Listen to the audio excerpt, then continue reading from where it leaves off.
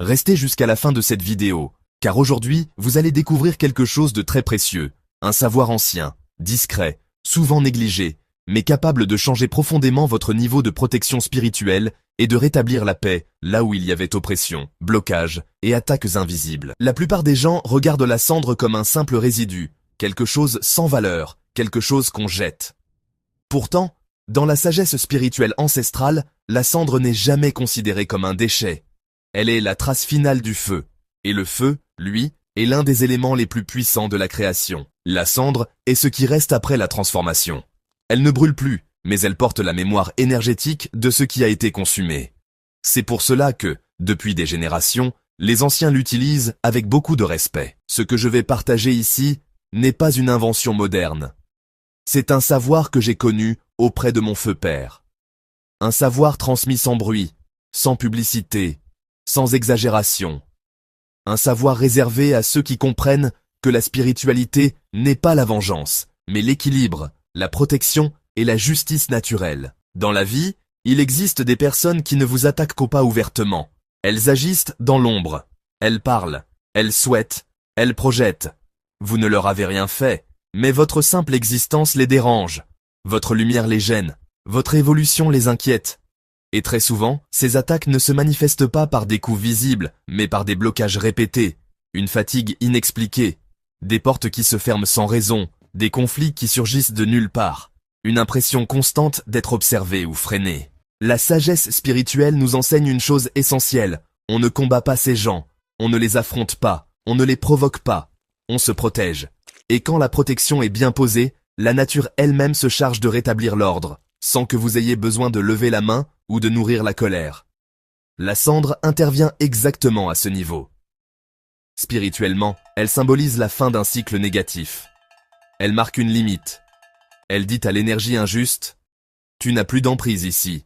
Dans plusieurs traditions africaines, la cendre est utilisée pour fermer des portes spirituelles, neutraliser des intentions malveillantes et ramener la paix dans la vie de quelqu'un qui est injustement persécuté. Il est très important de comprendre ceci. La cendre n'est pas utilisée pour attaquer quelqu'un que vous n'aimez pas. Elle n'est pas un outil de haine. Elle n'agit que lorsque la personne qui la pratique est dans une posture d'innocence, de légitime défense spirituelle. C'est pour cela que les anciens disaient toujours « La nature écoute le cœur avant d'écouter la bouche ». Avant de parler de la pratique, parlons brièvement des bienfaits spirituels de la cendre. La cendre absorbe, elle neutralise, elle éteint les excès, elle calme les énergies agitées, elle aide à rompre les cycles d'attaques répétés, elle renforce la frontière énergétique autour d'une personne, elle favorise le retour au calme intérieur et extérieur, elle est aussi un symbole d'humilité, rappelant que tout excès finit par se transformer en poussière. C'est pour cela qu'elle est respectée dans la spiritualité. La pratique que je partage ici se fait avec de la cendre froide et propre, déjà existante. Il ne s'agit pas de manipuler du feu ni des braises. La sécurité physique est essentielle. La spiritualité ne met jamais la vie en danger. Cette cendre peut provenir de charbon de bois ou de bois de chauffage, entièrement consumé, refroidi, propre, conservé dans un endroit calme. Ce n'est pas la quantité qui compte, mais l'intention et la régularité. La pratique se fait le soir, avant le coucher. Le soir est un moment de transition, où les énergies se calment, où le monde visible et invisible se croisent plus subtilement. C'est un moment favorable à la protection. Vous prenez un peu de cendre dans votre main. Vous vous tenez debout, à l'entrée principale de votre porte. Pieds nus, pour être en contact direct avec la terre. Le torse découvert, ou simplement sans couche lourde, non pas pour l'exposition, mais pour symboliser la sincérité et l'ouverture. Il ne s'agit pas de se dénuder, mais d'être simple et vrai devant la nature. Vous restez calme. Vous respirez profondément. Vous ne devez pas être en colère. La colère brouille les faits. Vous devez être ferme, mais paisible. Vous faites d'abord votre prière personnelle, selon votre foi. La prière est importante, car elle place l'acte sous une autorité supérieure. Ensuite, vous soufflez doucement sur la cendre. Le souffle représente la vie, l'intention, la parole intérieure. Puis vous prononcez une déclaration de protection et de justice naturelle, avec autorité, mais sans menace. Par exemple, que toute énergie injuste dirigée contre ma personne perde désormais sa force. Que toute intention négative, connue ou inconnue, soit neutralisée. Je me place sous la protection de la nature et de la justice divine. Je marche désormais en paix, dans la lumière et l'équilibre. Cette déclaration peut être répétée 7 fois. Le chiffre 7 est un chiffre spirituel d'achèvement et de perfection dans de nombreuses traditions. Il symbolise un cycle complet. Après cela, vous jetez la cendre à l'extérieur, devant la porte ou sur la terre, sans regarder en arrière. Le fait de ne pas regarder en arrière symbolise le détachement. Vous rentrez ensuite et vous allez dormir. Cette pratique peut être répétée chaque soir pendant une période, surtout si vous sentez que les attaques sont fortes, que les blocages sont nombreux, ou que votre vie est spirituellement agitée.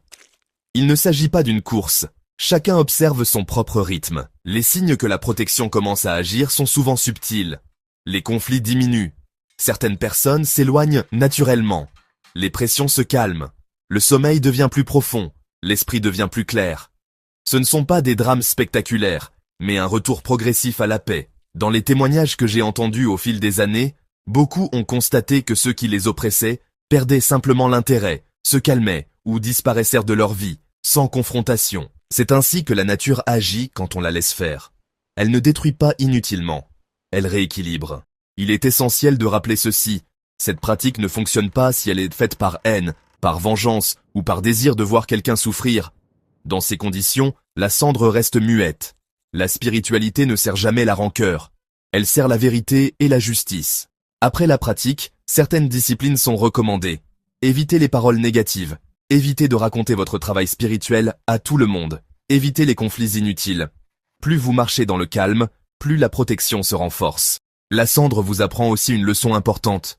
Parfois, pour avancer, il faut accepter que certaines choses se terminent. Certaines relations, certaines situations, certaines luttes. La cendre est le symbole de ce qui a brûlé et qui ne doit plus être ravivé. Si vous êtes une personne injustement attaquée, si vous êtes persécuté sans raison, si vous sentez que votre vie est sous pression constante sans comprendre pourquoi, ce savoir peut vous aider, à condition d'être pratiqué avec respect, foi et responsabilité. La nature est puissante, oui, mais elle n'est jamais brutale. Elle agit avec intelligence, patience et précision. Avant de terminer cette vidéo, je voudrais vous dire ceci. La vraie force spirituelle n'est pas dans la violence, mais dans la stabilité intérieure. Quand vous êtes protégé, vous n'avez plus besoin de prouver quoi que ce soit. Vous avancez, et ceux qui n'ont pas de bonnes intentions ne peuvent plus vous atteindre. Et pour finir, très brièvement, si vous sentez que vous avez besoin d'un cadre plus large pour transformer votre vie, structurer votre avenir et avancer avec clarté, je vous recommande le livre numérique « Le code de la réussite en 2026 ». C'est un guide conçu pour aider ceux qui veulent reprendre le contrôle de leur destinée avec sagesse, discipline et foi. Un outil pour entrer dans une nouvelle phase de vie, plus consciente et plus alignée. Prenez ce qui vous élève, laissez ce qui vous alourdit, et marchez en paix.